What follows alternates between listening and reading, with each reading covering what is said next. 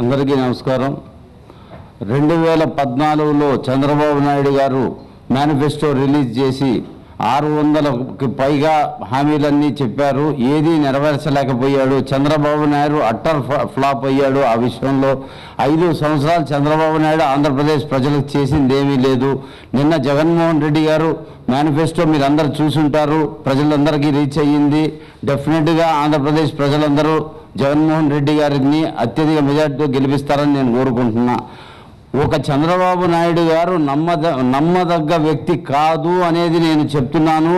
మొదటి నుంచి సొంత తమ్ముడినే మోసం చేశాడు. సొంత తమ్ముడికే టికెట్ ఇవ్వలేదు. సొంత తమ్ముడు ఈరోజు పరిస్థితి చాలా దారుణంగా ఉంది. అతను ఈరోజు సొంత తమ్ముడిని గొలుసులతోటి తాళ్లతో కట్టేస్తున్నారు. నేను ఈరోజు కాదు, నెల రోజుల నుంచి అడుగుతున్నాను. నీకు దమ్ము ధైర్యం ఉంటే నీ తమ్ముడిని తీసుకొచ్చి ప్రవేశపెట్టు, చూపించమని చెప్పి దాని గురించి రెస్పాన్స్ లేదు. కేవలం చంద్రబాబు నాయుడు అనే వ్యక్తి కోవట్లను తయారు చేసి పక్క పార్టీలకు పంపించి వాళ్ళతోటి ఆ పార్టీలతోటి జిమ్మిక్కులు చేయించడం తెలుసు. ప్రజల్లో చంద్రబాబు నాయుడికి ఎటువంటి ఇది లేదు. కేవలం గరడీలు చేస్తూ మోసాలు చేస్తూ ఇటువంటి పనులు చేస్తూనే చంద్రబాబు నాయుడు గట్టెక్కుతున్నాడు. సొంత బలం మీద ఏ రోజు చంద్రబాబు నాయుడు గారికి గెలిచే కెపాసిటీ లేదు, గెలవలేడు. ఈరోజు కేవలం ఇన్ని పార్టీలను అడ్డం పెట్టుకొని పరోక్షంగా లేకపోతే ఇంకో విధంగా కేవలం చంద్రబాబు నాయుడు జగన్మోహన్ రెడ్డి గారిని ఓడగొడదామనే ప్రయత్నం చేస్తున్నాడు.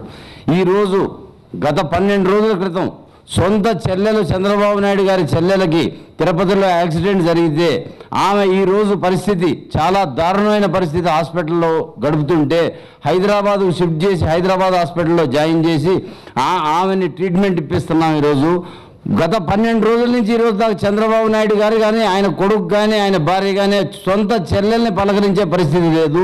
ఒక ఫోన్ కూడా చేయలేదు. ఆమె ఏ పరిస్థితుల్లో ఉందో కూడా చూడలేదు. సొంత చెల్లెల్ని చూడలేని చంద్రబాబు నాయుడు ఏ విధంగా ఆంధ్రప్రదేశ్ ప్రజలకు మేలు చేస్తారనేది ప్రజలే తెలుసుకోవాలా. జగన్మోహన్ రెడ్డి గారు అతని ఫ్యామిలీకి ఎంత ఇంపార్టెన్స్ ఇస్తారో ఆంధ్రప్రదేశ్ ప్రజలందరినీ అలాగే చూస్తారని నేను నమ్ముతున్నాను. కేవలం ఎన్టీ రామారావు గారు, వైఎస్ రాజశేఖర రెడ్డి గారు ఫోటోలు ఈరోజు అందరి ఇళ్లలో చాలామంది పెట్టుకున్నారు. రేపు ఫ్యూచర్లో కూడా అదే విధంగా పరిపాలన చేసి జగన్మోహన్ రెడ్డి గారి ఫోటో కూడా ఇళ్లలో పెట్టుకునే పరిస్థితి వస్తుందని నేను నమ్ముతున్నాను.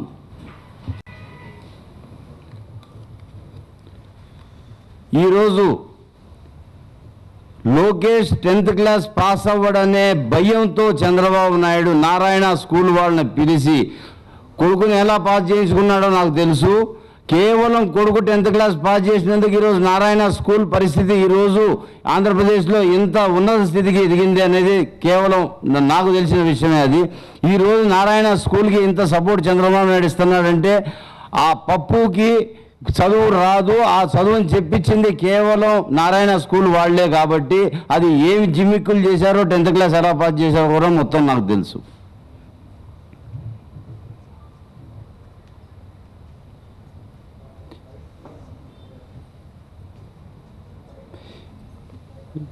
ఇప్పుడు మీకు పాల డైరీ వ్యవస్థ తెలుసు. మీకు మన కోఆపరేటివ్ డైరీని మొత్తం సర్వనాశనం చేసి హెరిటేజ్ కోసం కేవలం ప్రతి కోఆపరేటివ్ డైరీని మూయించారు.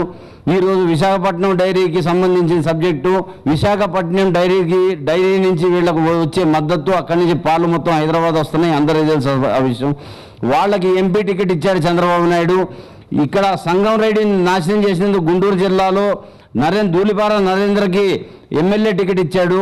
అక్కడ చిత్తూరు డైరీని నాశనం చేసినందుకు అక్కడ ఎమ్మెల్సీ సీట్ ఇచ్చి వాళ్ళని పరిస్థితుల్లో పెట్టాడు. కేవలం చంద్రబాబు నాయుడు జిమ్మిక్కు రాజకీయాలతోటే ఈరోజు ఈ పరిస్థితుల్లో ఉన్నాడు.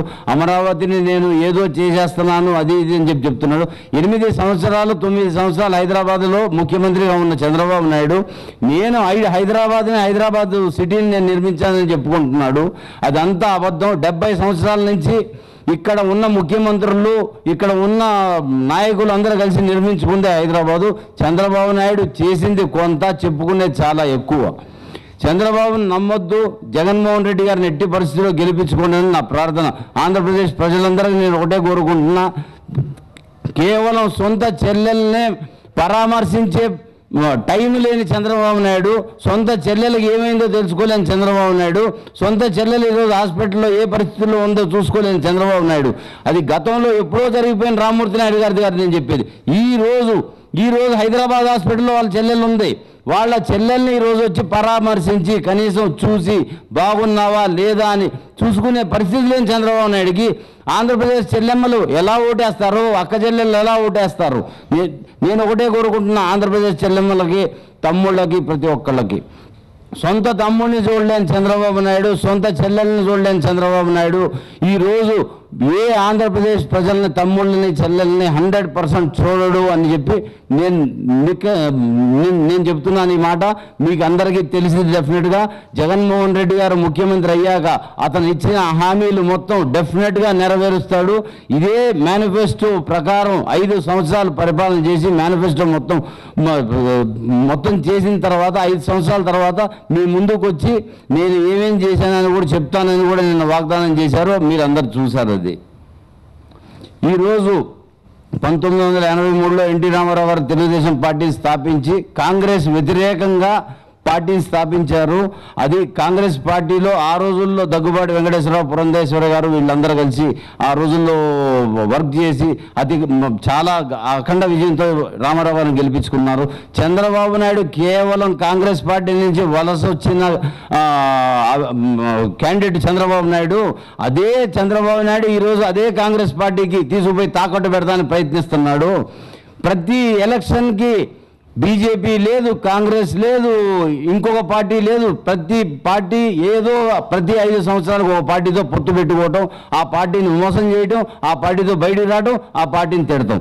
ఈరోజు మోడీని 4 సంవత్సరాల నుంచి చంద్రబాబు నాయుడు 4 సంవత్సరాలు నెత్తి మీద ఎక్కించుకొని నాకు ప్యాకేజ్ కావాలా, ప్యాకేజ్ కావాలని చెప్పింది చంద్రబాబు నాయుడే. ఈరోజు ప్యాకేజ్ వద్దు, కేవలం మాకు హోదా కావాలా అని జగన్మోహన్ రెడ్డి గారు హోదా కోసం పోరాడుతున్నారు. కేవలం ఈరోజు హోదా వస్తే ఎన్ని విధాల బెనిఫిట్లు మనకు జరుగుతాయి అంటే, కేవలం హోదా మీద ఈరోజు వ్యాపారస్తులందరూ డిపెండ్ అయ్యి కష్టపడి అందరూ వ్యాపారాలు చేసుకుంటే ఈరోజు ₹1 లాభం వచ్చే పరిస్థితి లేదు. వాళ్ళు సంపాదించిన సంపాదన మొత్తం జీఎస్టీ రూపంలో మొత్తం పోతుంది. 18%, 20%, 26% జీఎస్టీ కడుతుంటే వ్యాపారస్తులకు ఎక్కడా డబ్బులు మిగులుతాయి. అదే హోదా వచ్చుంటే జీఎస్టీ ప్రాబ్లం ఉండేది కాదు, జీఎస్టీ వచ్చేది కాదు. ఎన్ని రకాల బెనిఫిట్లు జరుగుతాయో మీ అందరికీ తెలుసు. ఆ ప్యాకేజీ అన్నాడు, ప్యాకేజీకి ఇచ్చిన డబ్బులు ఏం చేశాడో తెలియదు. మన అమరావతి కడతానికి ఇచ్చిన డబ్బులు ఏం చేశాడో ఎవరికి తెలియదు. అమరావతిలో ఇప్పుడు కట్టింది కేవలం 2 బిల్డింగ్లు మాత్రమే, అవి కూడా టెంపరీ బిల్డింగ్లు. అతనికి ఇచ్చిన అన్ని వేల కోట్లు కనుక మా లాంటి వాళ్ళకి ఎవరికన్నా బిల్డర్లకు కానీ ఎవరికన్నా ఇచ్చుంటే ఈరోజు అమరావతి మొత్తం పూర్తయిపోయేదని నేను చెప్తున్నాను. అమరావతిని డెఫినెట్గా 100% జగన్మోహన్ రెడ్డి గారే నిర్మిస్తారు, జగన్మోహన్ రెడ్డి గారే పూర్తి చేస్తారు. ఇంకో 20 సంవత్సరాలు చంద్రబాబు నాయుడుకి కనుక అవకాశం ఇచ్చిన అమరావతి అనేది కడతం అనేది జరగని పని. అమరావతిని డెవలప్ చేయడం అనేది చంద్రబాబు చేయలేడు డెఫినెట్గా. అందుకని ఆంధ్రప్రదేశ్ ప్రజలందరినీ నేను కోరుకుంటున్నా, కేవలం చంద్రబాబు నాయుడు స్వార్థపరుడు, చంద్రబాబు నాయుడు ఒక రాష్ట్రానికి పట్టిన చీడ పురుగు లాంటి వాడు. అటువంటి వ్యక్తిని ఎట్టి పరిస్థితుల్లో గెలిపించుకోకూడదు. డెఫినెట్గా జగన్మోహన్ రెడ్డి గారిని గెలిపించుకొని జగన్మోహన్ రెడ్డి గారిని ముఖ్యమంత్రిగా చూడాలని కోరుకుంటున్నా. అట్లనే బీసీలకి ఈరోజు పెద్ద పీట వేసి 45 సీట్లు బీసీలకి కేటాయించింది జగన్మోహన్ రెడ్డి గారే అని నేను చెప్తున్నాను. ఈరోజు ప్రతి జిల్లాలో బీసీలకి ఇంపార్టెన్స్ ఇచ్చి బీసీలందరినీ ముందుకు తీసుకొచ్చి ప్రతి ఒక్కరు చేశారు. రేపు పొద్దున కార్పొరేషన్లు పెడుతున్నాడు. అందులో అగ్రవర్ణాల దగ్గర నుంచి ప్రతి దగ్గర ఎస్సీలు బీసీలు దాకా ప్రతి ఒక్కళ్ళకి ఒక కార్పొరేషన్ పెడతానని జగన్మోహన్ రెడ్డి గారు చెప్తున్నారు. కార్పొరేషన్ తగ్గ ఫండ్ కూడా ఇస్తానని జగన్మోహన్ రెడ్డి గారు చెప్తున్నారు. జగన్మోహన్ రెడ్డి గారిని గెలిపించుకుంటే ఈ 5 సంవత్సరాల్లో ఎన్టీ రామారావు గారి పాలన మనం చూస్తాం, రాజశేఖర రెడ్డి గారి పాలన చూస్తాం. డెఫినెట్గా జగన్మోహన్ రెడ్డి గారు వాళ్ళ ఇద్దరిని మించిన నాయకుడు అవుతారని నేను నమ్ముతున్నాను. ఈరోజు ఎన్టీ రామారావు గారు లాంటి మహానుభావుడికి భారతరత్న రాకుండా అడ్డుపడింది కేవలం చంద్రబాబు నాయుడు మాత్రమే. ఎందుకంటే ఒకవేళ భారతరత్న కనుక ఎన్టీ రామారావు గారికి వస్తే లక్ష్మీపార్వతి పోయి అది అందుకునిద్ది, అక్కడ పోయి భారతరత్న అందుకునిద్ది, లక్ష్మీభారతి గారు పోయి భారతరత్న తీసుకోకూడదు అనే ఉద్దేశంతో భారతరత్న రాకుండా అడ్డుపడింది చంద్రబాబు నాయుడే. 28 సంవత్సరాలు నేను చంద్రబాబు నాయుడిని దగ్గరగా చూశాను. అతను ఎంత మోసగాడో, ఎంత దేనికైనా తెగిస్తాడు. అతనే కోవట్లను పెడతాడు, అతనే చేస్తాడు. ప్రతి దాంట్లో అతనే ఇన్వాల్వ్మెంట్ ఉంటుంది. అతను మేనేజ్మెంట్కి పనికొస్తాడు కానీ ప్రజలకి ముఖ్యమంత్రిగా పనికిరాడు. ఒక కంపెనీకి సంబంధించిన సీఈఓగా పనికొస్తాడు. ఏడ మోసం చేయొచ్చు, ఎక్కడ లాభం తెచ్చుకోవచ్చు, ఎవరిని ముంచొచ్చు, ఎవరి దగ్గర ఏం చేయొచ్చు అనేదే చంద్రబాబు తెలుసు. కానీ ప్రజలకు మేలు చేసి ఈరోజు 5 సంవత్సరాల క్రితం చెప్పిన వాగ్దానాల్లో ఏవి పూర్తి చేశాడని చెప్పి ఈరోజు చంద్రబాబు నాయుడు 5 సంవత్సరాలకు ఒకసారి వస్తాడు. మళ్ళీ నాకు డెఫినెట్గా ఈసారి చూడండి, నెక్స్ట్ టైం 5 సంవత్సరాలు నేనేం చేస్తాను, సేమ్ జగన్మోహన్ రెడ్డి గారు ఏది చెబుతున్నారో అది కాపీ కొడతాం, అది డెఫినెట్గా దాన్ని అమలుపరచడం. ఇది తెలుసు. జగన్మోహన్ రెడ్డిని డైరెక్ట్గా ఎదుర్కొనే దమ్ము లేక చంద్రబాబు నాయుడు మోడీ పేరు, కేసీఆర్ పేరు ఈరోజు వాడుకుంటున్నాడు. కేసీఆర్కి మోడీకి ఆంధ్రప్రదేశ్ ఎలక్షన్లో జగన్మోహన్ రెడ్డి గారితో కొట్లాడే చంద్రబాబు నాయుడికి ఎటువంటి సంబంధం ఉంది? అక్కడ ఆంధ్రప్రదేశ్ ప్రజల్ని రెచ్చగొట్టి వాళ్ళతోటి ప్రాంతీయ ఇది తీసుకొద్దామని చంద్రబాబు నాయుడు కుయుక్తులు పండుతూ రెచ్చగొడడానికి ప్రయత్నిస్తున్నాడు. ఆంధ్రప్రదేశ్ ప్రజలకు ఒకటే చెబుతున్నాను, హైదరాబాదులో ఈరోజు సెటిలర్లు అనేవాళ్ళు 3 కోట్ల ఓటర్లలో 60 లక్షల మంది సెటిలర్లు ఇక్కడ ఉన్నాం. అందులో 60 లక్షల సెటిలర్లు అంటే 20% మనం ఆ సెటిలర్లు ఇక్కడ బతుకుతున్నాం. ఇదే చంద్రబాబు నాయుడు ఫ్యామిలీ, ఎన్టీ రామారావు గారి ఫ్యామిలీ, నా ఫ్యామిలీ, మన జగన్మోహన్ రెడ్డి గారి ఫ్యామిలీ, మొత్తం మీరు అందరూ అన్ని ఛానల్స్ వాళ్ళు ఇక్కడే బతుకుతున్నాం. ఎవ్వరు అన్నదమ్ముల్లాగా మనం తెలంగాణ వాళ్ళతో ఉంటున్నాం. ఎవరిని బెదిరించలేదు. తెలంగాణలో భూములు లాక్కుంటున్నారు, భూముల మీద చేస్తున్నారు, అన్ని అబద్ధాలు చెప్తున్నారు. ఎట్టి పరిస్థితుల్లో తెలంగాణలో ఎటువంటి ఇబ్బందులు లేవు, అంతా హాయిగా బతుకుతున్నాం. కేవలం చంద్రబాబు నాయుడు గారిని ఇంటికి పంపిస్తే ఇక్కడ తెలంగాణ, అక్కడ ఆంధ్రప్రదేశ్ ప్రజలు అందరూ బాగుంటారని నేను కోరుకుంటున్నాను.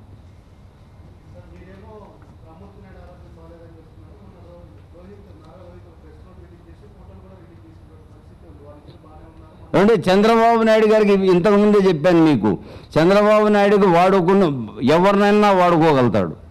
అందులో రోహిత్ని వాడుకుంటాడు, అందరిని వాడుకుంటాడు. రోహిత్కి ఎటువంటి ఇవి ఉన్నాయో నాకు తెలియదు ఇంటర్నల్గా, కాబట్టి డెఫినెట్గా వాడుకుంటున్నాడు 100%. ఒకవేళ చంద్రబాబు నాయుడు తమ్ముడు రామ్మూర్తి నాయుడు గారికి గనక నిజంగా ఆరోగ్యంగా బాగుంటే తీసుకొచ్చి చూపించమనండి, ప్రజల ముందు పెట్టమనండి. అతను గొలుసులతో కట్టేయట్లేదా, తాళ్లతో కట్టేయట్లేదా, ఆ మాట చెప్పమనండి. తీసుకొచ్చి స్టేజ్ మీద నుంచో పెట్టమనండి. చూద్దాం, అందరం చూద్దాం, ఆంధ్రప్రదేశ్ ప్రజలందరూ చూస్తారు. రామ్మూర్తి నాయుడు గారు ఏ పరిస్థితిలో ఉన్నారో, ఎలా ఉన్నారో తెలుసు. చంద్రగిరి ప్రజలకు ఈరోజు చంద్రగిరి ప్రజలకు చంద్రబాబు నాయుడు గారిని రామ్మూర్తి నాయుడు గారిని నిలబెడితే రామ్మూర్తి నాయుడు గారిని అఖండ విజయంతో గెలిపిస్తారు. చంద్రగిరి ప్రజల్లో అంత అభిమానం ఉంది రామ్మూర్తి నాయుడు అంటే. ఆ చంద్రగిరిలో నిలబడితే ఓడిపోతాననే భయంతో కుప్పం పారిపోయాడు చంద్రబాబు నాయుడు. చంద్రబాబు నాయుడు అనే వ్యక్తి ఎవరిని ఎక్కడ ఏ రకంగా ఎట్లా మోసం చేయాలో ప్రతిదీ తెలుసు. ఏ టైంలో ఎవరిని వాడుకోవాలా, ఏం చేయాలో కూడా తెలుసు. ఈరోజు ఆయన పన్నిన ప్రతి కుయుక్తుల్ని వైఎస్ఆర్ పార్టీ 100% ఎదుర్కొంటుంది. ఈరోజు ఈ 4 రోజులు జరగబోయే ఎన్నికల్లో మేము డెఫినెట్గా వైఎస్ఆర్సీపీ పార్టీ తరఫున అన్ని విధాలా మేము ఎదుర్కొంటాం. అతను చేసే ప్రతి దాన్ని మేము అడ్డుకుంటాం. ఎట్టి పరిస్థితుల్లో ఈసారి వైఎస్ఆర్సీపీని గెలిపించుకొని ఆంధ్రప్రదేశ్ ప్రజలకి 100% అద్భుతమైన ముఖ్యమంత్రిని అందించబోతున్నాం వైఎస్ జగన్మోహన్ రెడ్డి గారిని.